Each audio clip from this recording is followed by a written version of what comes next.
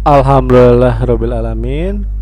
Anak-anakku semuanya, apa kabar? Semoga kalian sehat selalu ya.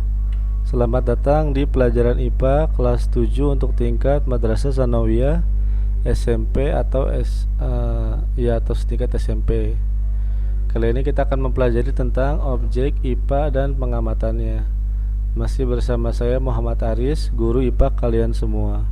Sebelum kita mulai, Bapak akan memberikan kontrak belajar agar pembelajaran bisa lebih baik ya. Yang pertama, kalian harus membuat resume atau rangkuman dari buku LKS atau buku paket IPA yang kalian miliki, agar kalian bisa membaca dan mengetahui dulu materi yang akan dibahas sehingga lebih mudah memahaminya.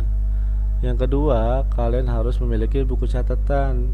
Ingat ya, bukunya harus sudah disampul. Yang ketiga, kalian harus mengikuti kegiatan pembelajaran online ini dengan baik. Dan yang keempat, kalian boleh mencatat hal-hal penting yang ada di dalam video pembelajaran. Nah, pertama adalah penyelidikan IPA. Biasanya penyelidikan IPA terdiri dari dua, yaitu keterampilan proses dalam IPA dan sikap ilmiah. Inilah dua hal yang harus diperhatikan dalam melakukan penyelidikan berkaitan dengan IPA, pengetahuan alam atau sains. Kita masuk yang pertama, yaitu objek IPA dan pengamatannya. Nah, objek IPA dan pengamatannya tadi, pertama adalah penyelidikan IPA, yang kedua adalah pengukuran sebagai bagian dari pengamatan. Yang pertama kita menyelidiki tentang IPA, yang kedua adalah pengukuran sebagai bagian dari pengamatan. Nah, untuk IPA sendiri mencakup materi fisika, kimia, biologi, dan antariksa. Nah, keterampilan proses dalam IPA. Nah, kalian harus memiliki keterampilan proses sains dasar atau basic skill dalam melakukan penyelidikan IPA. Di antaranya adalah keterampilan dalam mengamati, keterampilan dalam mengelompokkan atau mengklasifikasi, keterampilan dalam memprediksi, keterampilan dalam menyimpulkan atau membuat inferensi. Yang selanjutnya adalah keterampilan dalam mengkomunikasikan hasil penyelidikan. Yang kedua adalah keterampilan proses sains terintegrasi atau integrate skills. Kemudian sikap ilmiah yang kalian harus miliki dalam melakukan penyelidikan IPA. Ya, pertama, kalian harus mampu membedakan opini dan fakta. Opini itu hanya pendapat yang belum jelas kebenarannya, kalau fakta itu sudah benar-benar jelas keberadaannya atau kebenarannya. Berani mencoba dalam melakukan penyelidikan. Kalian harus jujur dengan apa yang kalian teliti, tidak boleh bohong ya, supaya hasilnya menjadi lebih objektif. Kalian harus memiliki ketelitian, selalu ingin tahu sehingga kalian mencoba mempelajarinya lebih dalam, objektif, kemudian mau bekerja sama, terbuka dan fleksibel, bertanggung jawab, ulet dan gigih, dan mensyukuri karunia Tuhan. Kalian harus mensyukuri ya hasil penyelidikan.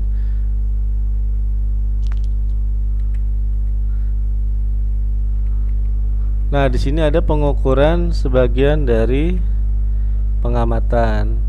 Pertama ada pengukuran, ada besaran pokok, besaran turunan, itu besaran dari besaran pokok dan besaran vektor dan skalar. Ini besaran ini biasanya berasal atau besaran yang mempunyai arah.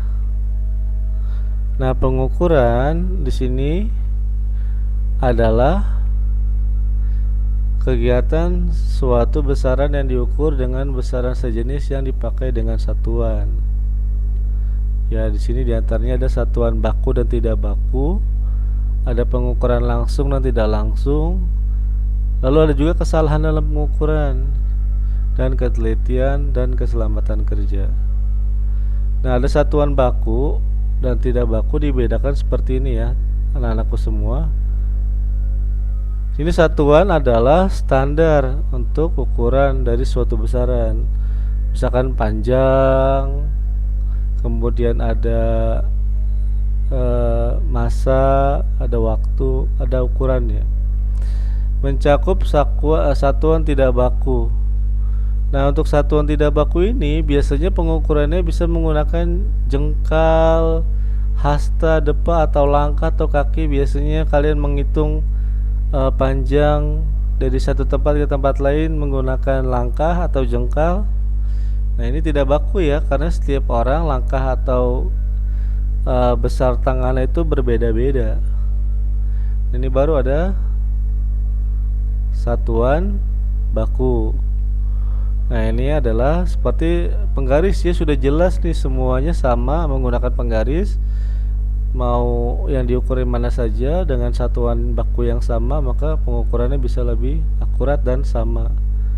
Nah, untuk satuan sendiri ada satuan internasional yang disepakati oleh banyak negara, sehingga kita mengukur di sini dengan di Amerika atau di negara lain juga sama, ada satuan internasionalnya. Nah, ada pengukuran langsung dan tidak langsung. Nah, untuk pengukuran langsung mencangkup, kalau dia pengukuran langsung adalah pengukuran menggunakan alat ukur sehingga bisa diperoleh hasil pengukurannya secara langsung. Kayak misalkan kamu mengukur panjang, langsung kamu pakai penggaris. Kamu mengukur waktu, langsung melihat jam, itu bisa langsung ya. Kalau tidak langsung, nah ini contoh mengukur pohon dengan menggunakan meteran juga bisa. Kalau tidak langsung, dia membutuhkan proses minimal 2 langkah untuk diukur. Misalkan kamu pengen mengukur lingkar pohon yang sangat besar, tidak punya penggaris yang bisa melengkung. Kamu 2 kali kerjanya. Pertama pakai tali dulu dililit, kemudian talinya setelah diukur kamu hitung pakai penggaris. Itu 2 langkah ya, secara tidak langsung. Nah, kesalahan dalam pengukuran ya. Kesalahan dalam pengukuran mencakup kesalahan sistem dan kesalahan acak. Nah, kalau kesalahan sistem ada karena kesalahan alat ukurnya ya. Misalkan ada gangguan disebabkan alat pengukurnya, misalkan kesalahan kalibrasi untuk pengukurannya, itu pengukuran 0 bergeser dari 0 ke sebenarnya. Misalkan mengukur menggunakan timbangan, itu angkanya sudah ngaco misalkan ya, atau dengan neracanya sudah pegas, atau alat-alatnya itu sudah tidak akurat lagi sehingga pengukurannya jadi tidak akurat. Ada kesalahan manusia, itu pengukurannya disebabkan ketidakketahuan cara pengukuran yang benar, yaitu misalkan kesalahan paralaks, itu kesalahan pembacaan skala analog pada sudut yang salah. Jadi kita nggak bisa mengetahui gitu skalanya sehingga ngukurnya salah. Atau kesalahan lingkungan, disebabkan perbedaan lingkungan dengan satu kalibrasi alat sehingga menyebabkan kesalahan. Misalkan terjadi perbedaan suhu, tekanan, kelembaban, kecepatan gravitasi, atau kondisi lainnya yang membuat pengukuran menjadi tidak maksimal. Kalau kesalahan acak, yaitu kesalahan yang terjadi karena kondisi lingkungan yang tidak menentu sehingga menggunakan kerja alat ukur. Sebagai contoh, gerak Brown pada molekul udara, fluktuasi atau naik turunnya tegangan listrik, atau draw noise elektronik yang bersifat acak dan sukar dikendali. Ya, ketelitian dalam keselamatan kerja ya.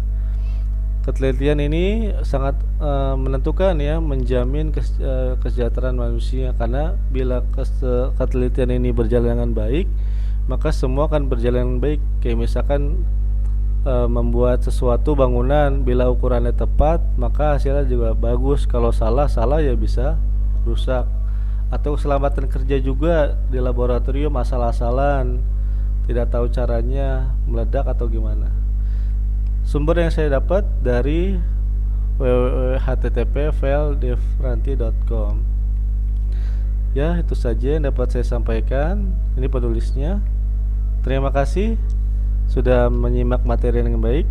Assalamualaikum warahmatullahi wabarakatuh.